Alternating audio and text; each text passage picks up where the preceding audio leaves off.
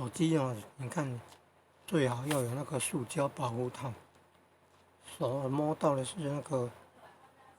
塑胶的、橡胶的、塑胶的保护套，还可以绝缘的，避免触电的。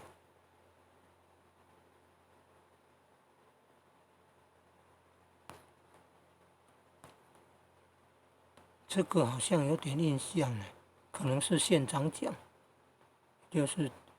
张明草先生的女儿，哥哥，还有他都有念兴国初中的。